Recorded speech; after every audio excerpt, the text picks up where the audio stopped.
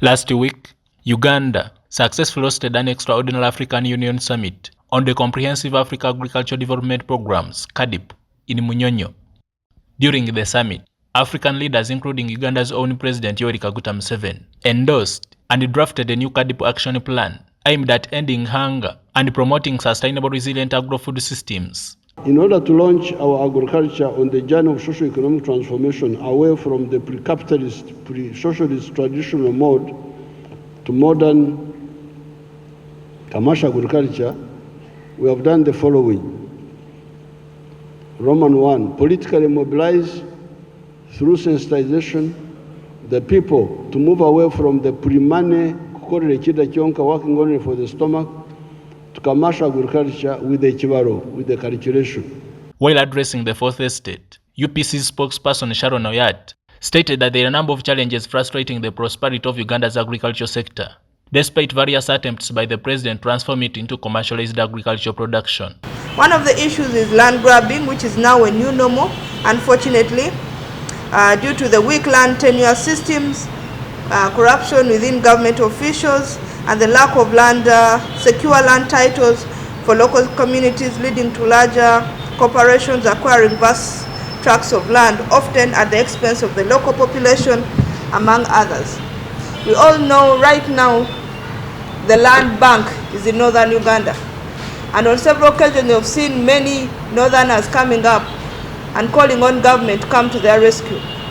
People are buying land and others are grabbing it forcefully. We have seen many members of parliament, especially from northern Uganda, coming up to call government. The Balalo are taking their land in the guise of feeding their cattle. But once they put their cattle on your land, they don't want to leave. And these are some of the things we have been saying. Unfortunately, much as the northern Uganda has plenty of land, they are unable to productively use their land. It is upon this ground that she called upon the government to swing into action and address these and many other bottlenecks if the country is to implement and achieve the CAADP 10-year targets. We are urging government to reconsider the land policy and laws to protect the landowners, especially the widows and children, since these are more vulnerable to land grabbers. When you see many of the people complaining about their land, they are women, widows, without husbands, children, orphans. And these are people that do not even have the slightest protection from government. As UPC, we are saying this has to stop.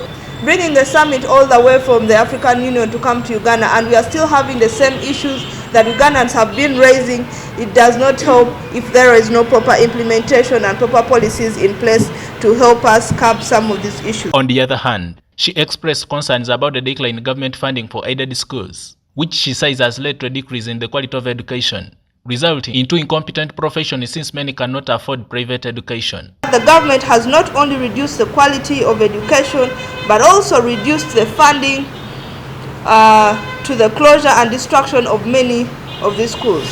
Look at any of the UPE schools, if you have any in your villages or in your district or around your home. What is the state of that school? The ones that are lucky to have infrastructure, they do not have windows or doors. They do not have desks or even chairs. That is the state of the UPE and USE schools that we have, and government is saying they're educating their citizenry.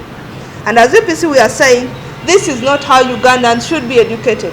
This is not how the Ugandan deserves to be treated, because their parents are paying tax, and the bare minimum they should get is a quality education in a conducive environment. This comes at a critical time when learners are preparing to return to school for a new academic term. Unfortunately, many government-aided schools are ill-prepared to provide quality education, as they are still struggling with inadequate infrastructure and resources. Joseph Kabale, UCTV News.